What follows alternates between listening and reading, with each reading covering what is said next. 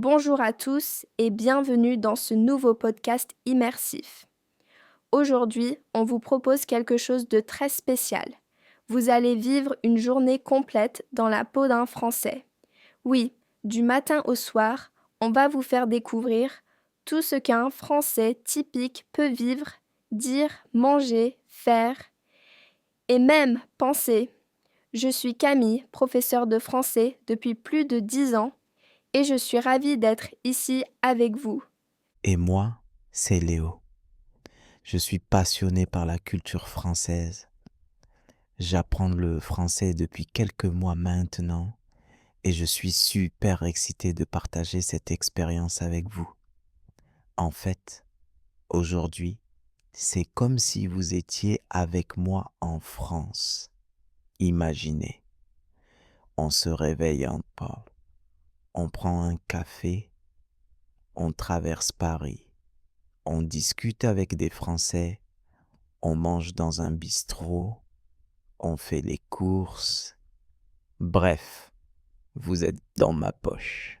Alors installe-toi confortablement, mets tes écouteurs et laisse-toi porter par cette immersion.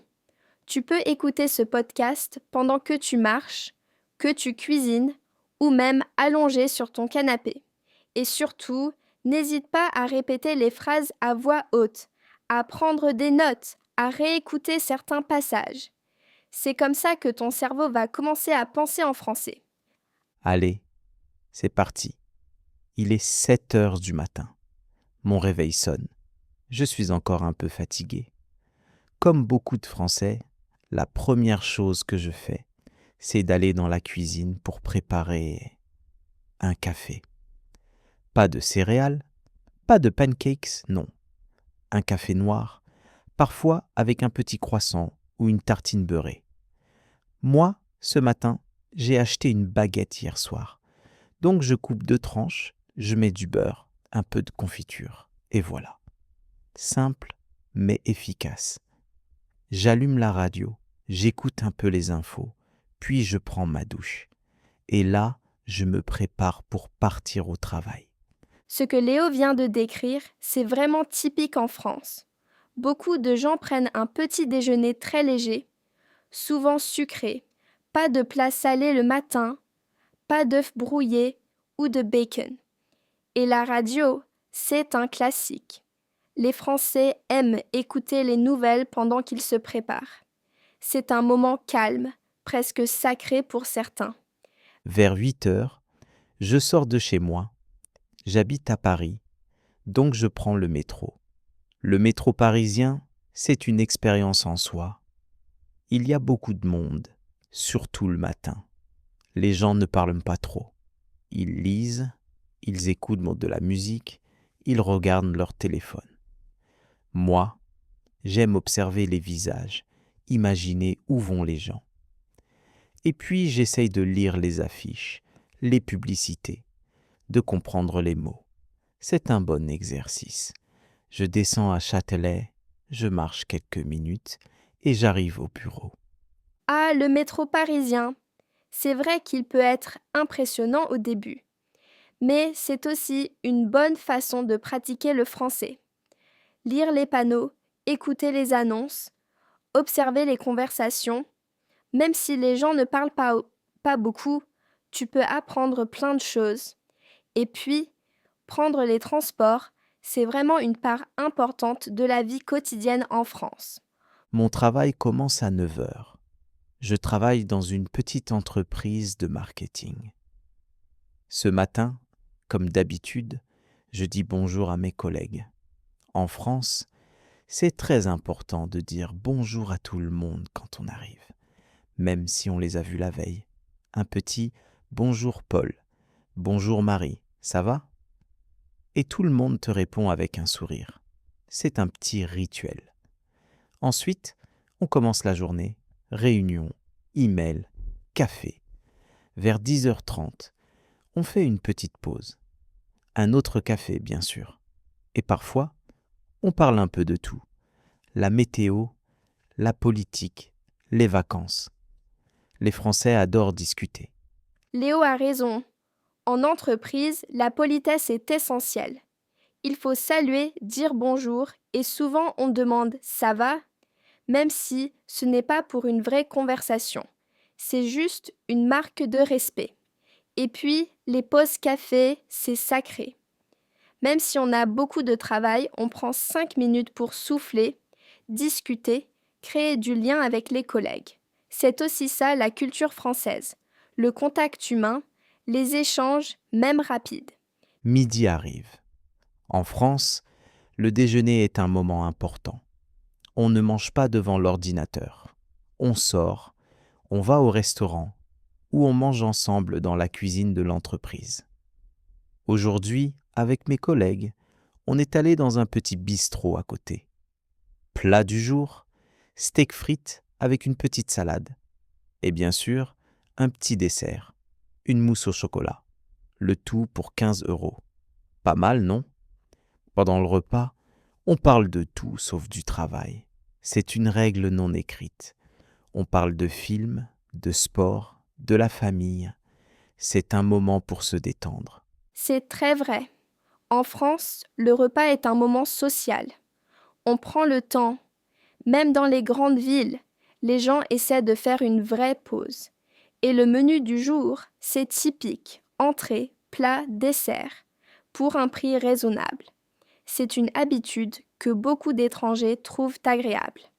Et c'est aussi un bon moment pour pratiquer le français, écouter les expressions courantes, s'habituer à la vitesse naturelle. L'après-midi passe vite. Je termine quelques dossiers. Je fais une visioconférence. J'écris un rapport. À 17h30, je range mes affaires.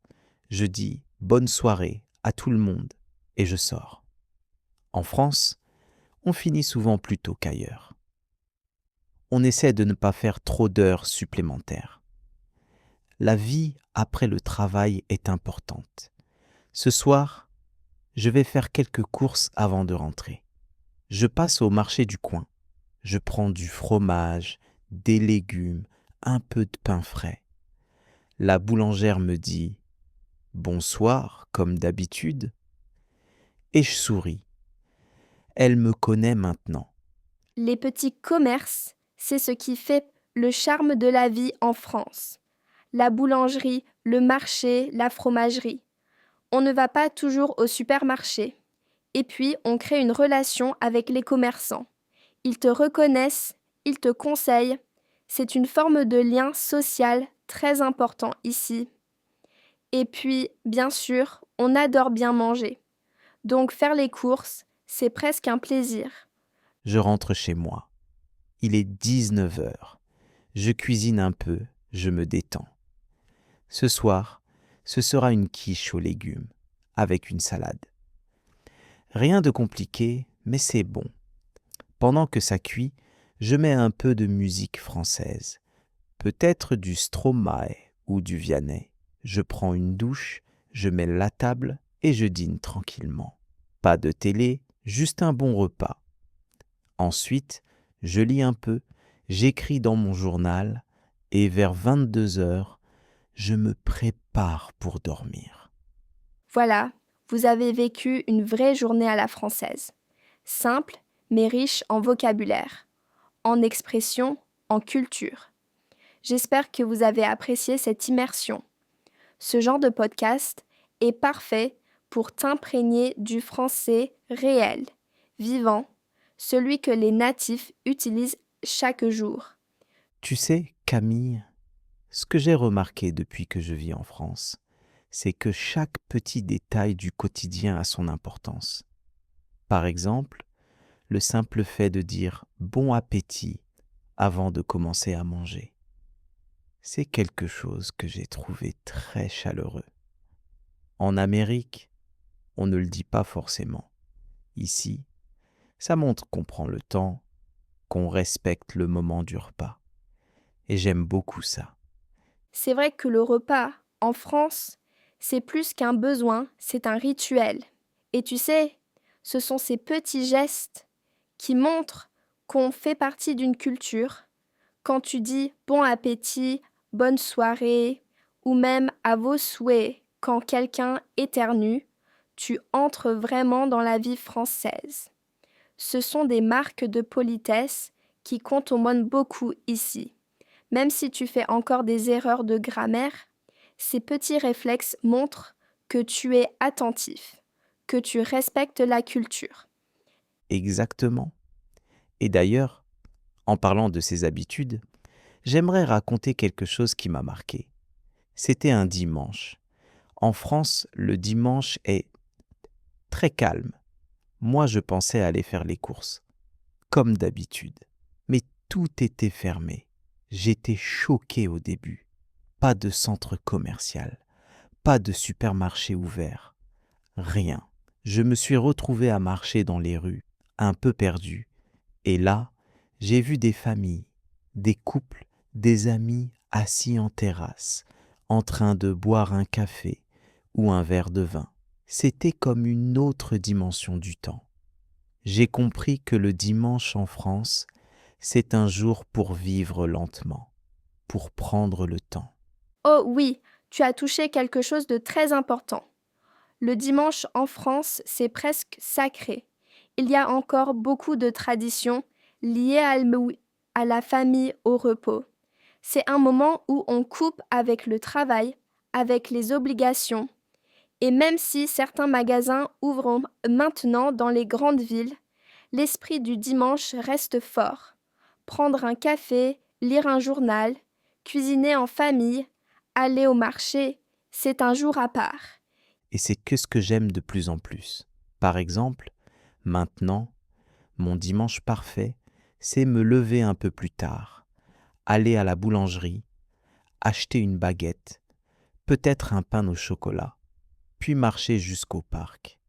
Je m'assois, je regarde les enfants jouer, les couples se promener, je lis un peu, j'écoute du français autour de moi. Ce sont des moments simples, mais puissants.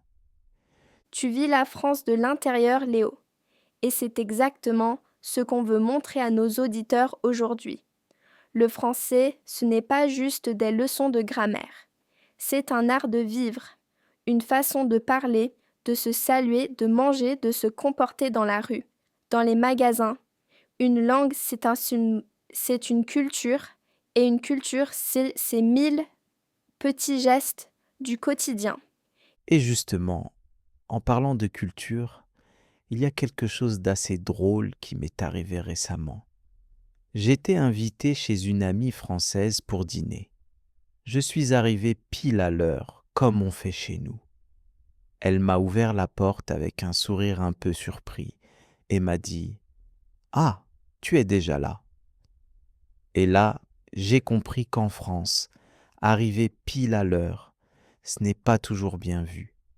Il faut arriver avec 5 à 10 minutes de retard. C'est plus poli. C'est fou, non? C'est vrai que c'est un code social un peu particulier. On appelle ça le quart d'heure de politesse. En gros, si tu arrives le pile à l'heure, on a l'impression que tu es trop pressé, que tu n'as pas laissé de marge. Bien sûr, c'est une règle un peu souple, mais dans certains contextes, elle compte et ça fait partie de ces petits détails culturels que tu ne trouves donc pas dans les livres, mais que tu vis en venant ici. Et c'est pour ça que j'adore ces podcasts. Parce que grâce à toi, Camille, je peux poser toutes les questions que je n'ose pas poser aux Français. Et je suis sûr que les gens qui nous écoutent vivent les mêmes situations. Ils ont envie de comprendre, pas seulement la langue, mais aussi les habitudes, les réactions, les petits codes invisibles. Et tu sais quoi? Tu n'es pas le seul. Je reçois souvent des questions comme: est-ce qu'on doit dire bonjour en entrant dans un magasin? Pourquoi les Français râlent autant? Ou encore, est-ce qu'on peut tutoyer quelqu'un rapidement? Et ce sont des questions très légitimes. Alors continuons cette journée dans la vie d'un Français et abordons d'autres moments clés du quotidien. Très bonne idée. On a parlé du matin, du travail, des repas, du métro. Mais il y a un autre aspect important, les interactions sociales. Par exemple, quand je vais à la pharmacie ou à la poste, je remarque que les gens prennent le temps de discuter avec le personnel. Ils ne vont pas juste droit au but comme on le ferait aux États-Unis. Il y a toujours un petit échange, un bonjour, un sourire, parfois même une blague. Et j'ai appris à faire pareil. C'est une très belle observation. En France, même si les gens peuvent sembler distants, au premier abord, ils attachent de l'importance à la qualité des échanges. Le bonjour, le au revoir, le merci, bonne journée, ce sont des mots magiques ici. Et si tu ne les dis pas, tu risques de paraître impoli. Les Français aiment les échanges humains, même brefs. Et surtout, ils aiment qu'on respecte les règles implicites de la politesse. Et j'ai remarqué aussi que dans les cafés, on ne débarrasse jamais sa table soi-même. En Amérique, on a l'habitude de ramener notre plateau.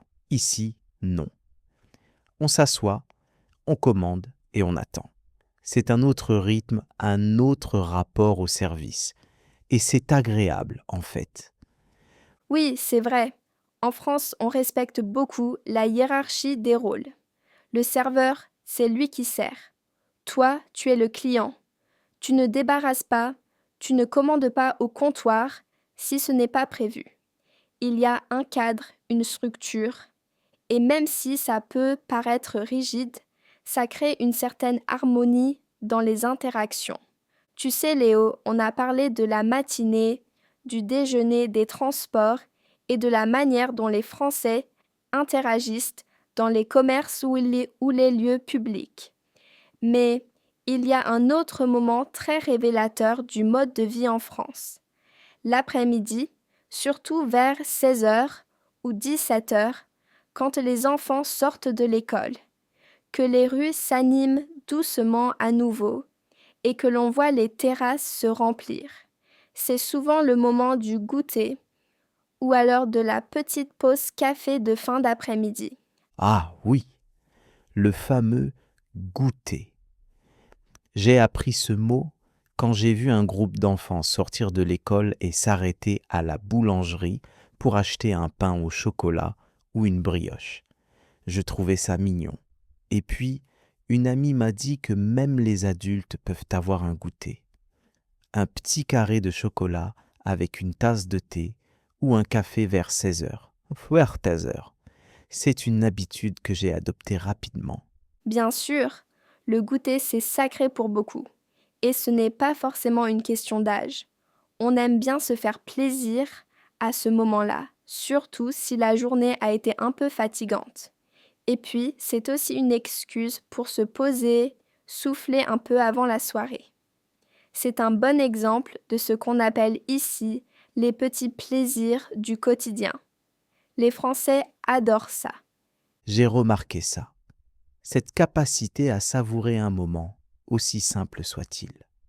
Un café en terrasse, un rayon de soleil, une discussion avec un voisin.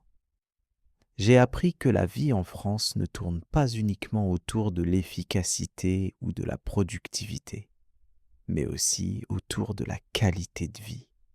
On prend le temps. Et franchement, ça change tout. Même si au début, moi qui viens d'un environnement très productivité à tout prix, j'avais du mal à ralentir. Tu mets le doigt sur quelque chose d'essentiel. En France, on attache beaucoup d'importance à l'équilibre entre vie professionnelle et vie personnelle. C'est pourquoi les horaires de travail sont plus cadrés, les vacances sont longues et le temps libre est protégé. Les Français râlent parfois, mais ils tiennent à cet équilibre. Et ça se ressent dans chaque moment de la journée. C'est aussi pour ça que je trouve les apéros si particuliers. C'est un rituel social très typique, vers 18 heures ou 19 heures. Avant le dîner, on se retrouve entre amis, chez quelqu'un ou dans un bar. On boit un verre, on grignote quelque chose, On parle de tout et de rien. Ce n'est pas un vrai repas, mais c'est un vrai moment de partage.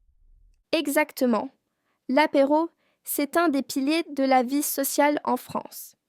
Et ce n'est pas réservé aux jeunes ou aux grandes occasions. C'est fréquent, naturel, presque institutionnel, rire. Et c'est un moment où on se détend, où on déconnecte du travail, où on se reconnecte aux autres. Tu vas entendre des phrases typiques comme on se fait un apéro ce soir ou passe à la maison, j'ai de quoi grignoter. C'est simple, mais essentiel dans la culture française. C'est d'ailleurs pendant un apéro que j'ai vraiment commencé à me sentir à l'aise en français. Avant ça, j'avais peur de faire des fautes. Je cherchais mes mots, mais là, avec une atmosphère détendue, des gens sympas, un verre à la main, j'ai osé parler et j'ai compris que le plus important, ce n'est pas de parler parfaitement, mais de participer, de s'exprimer, d'échanger. C'est une super leçon pour nos auditeurs. Si vous nous écoutez et que vous avez peur de parler, souvenez-vous de ça. Le contexte compte. Parfois, un simple moment convivial, comme un apéro, peut vous aider à débloquer votre expression. L'important, c'est de ne pas attendre d'être parfait pour se lancer. Et puis, il y a eu ce dîner. Un dîner classique dans une maison de banlieue parisienne. On s'est mis à table à 20 heures.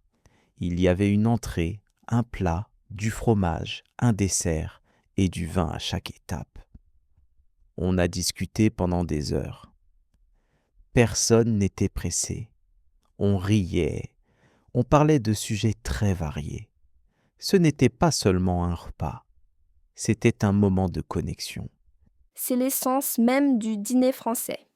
Ce n'est pas juste manger, c'est partager, échanger, créer du lien. Et c'est souvent le moment où les Français aiment débattre. On parle politique, cinéma, actualité. On adore les discussions, les échanges d'idées, même à table. C'est parfois intense, mais toujours passionnant. Et pour un apprenant de français, c'est une mine d'or pour enrichir son vocabulaire et comprendre la culture. Ce que j'ai aussi remarqué, c'est que même les enfants participent aux conversations. Ils ne sont pas mis à part. Ils donnent leur avis. Ils posent que des questions. C'est quelque chose que j'admire dans la culture française. On prend les enfants au sérieux. On les considère comme des interlocuteurs à part entière. Tu as raison. En France, on encourage beaucoup l'autonomie et l'expression des enfants. Ils mangent à table avec les adultes, on leur parle comme à des petits adultes. C'est une manière de les inclure et de les faire grandir dans un cadre de dialogue. Et après ce fameux dîner, j'ai découvert un autre moment fort, la promenade digestive. J'ai cru que c'était une blague, mais non. On est sorti marcher dans le quartier, tranquillement. Ça m'a fait du bien. En plus, la nuit était douce. C'est un moment parfait pour continuer à discuter, digérer et finir la journée sur une note paisible. Oui, c'est une belle tradition. Elle n'est pas systématique, mais quand il fait bon, c'est agréable. Et elle montre une fois de plus ce rapport au temps, au rythme de la journée qui est propre à la France. Cette journée m'a tellement appris, pas seulement sur la langue, mais sur la manière de vivre.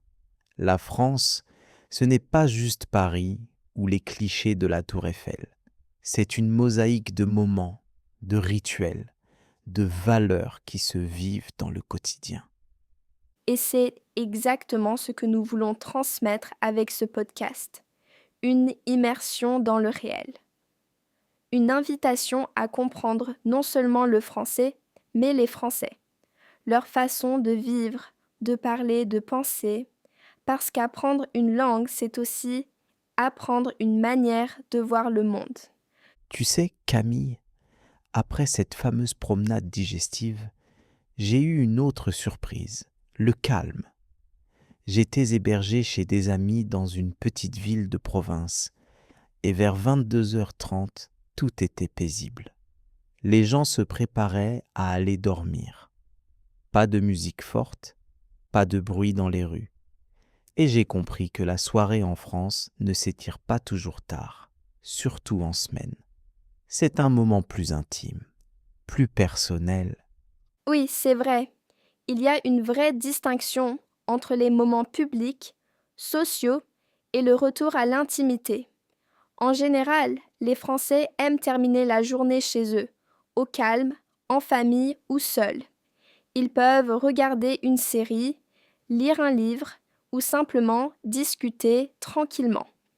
Et contrairement à certaines cultures où les soirées s'éternisent, ici on aime se coucher à une heure raisonnable, surtout pour être en forme le lendemain. Et c'est là que j'ai réalisé une chose importante.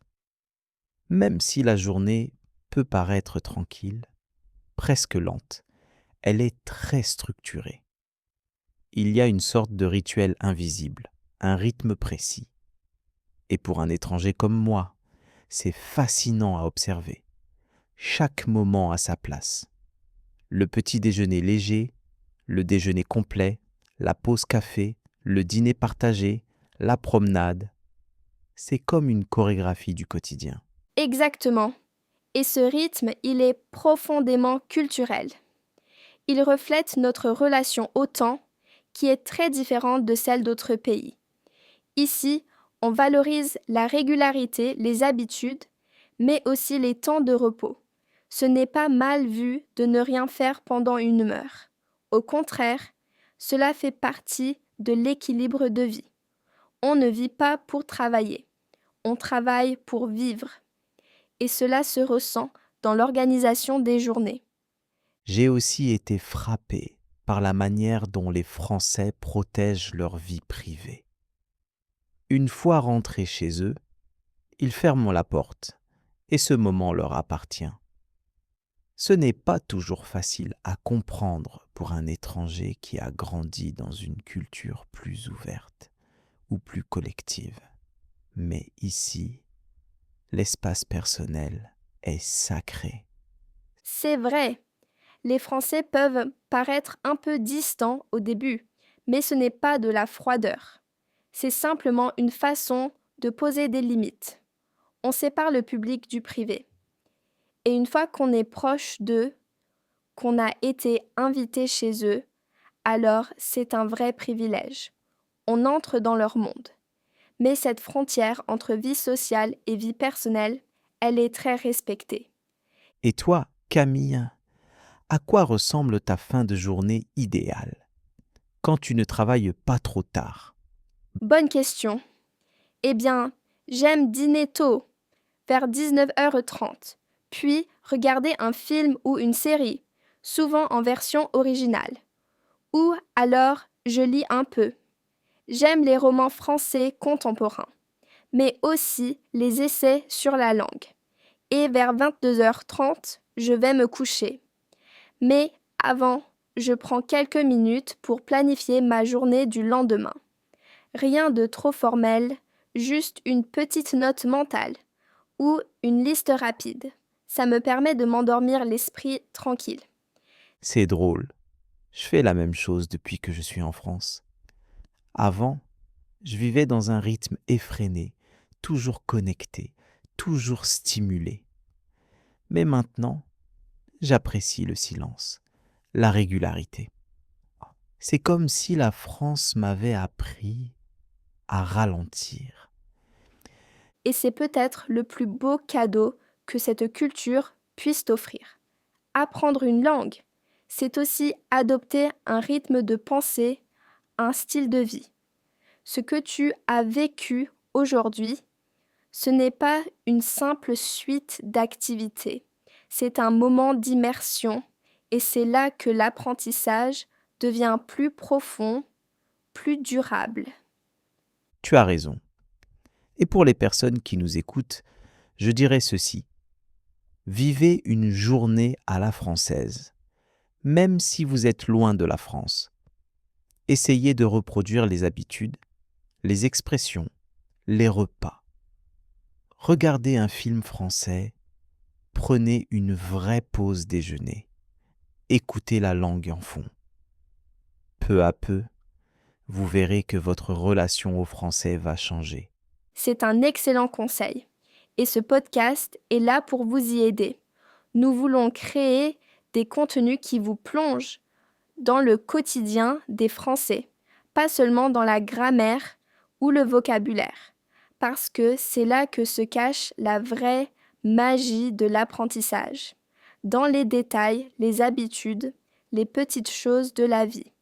Et pour conclure cette journée, je dirais que le français n'est pas seulement une langue, c'est une façon de vivre, une certaine douceur, un équilibre entre rigueur et plaisir, entre liberté et tradition. Et même si ce n'est pas toujours facile, c'est une aventure magnifique. Merci à toi Léo et merci à vous tous qui nous écoutez.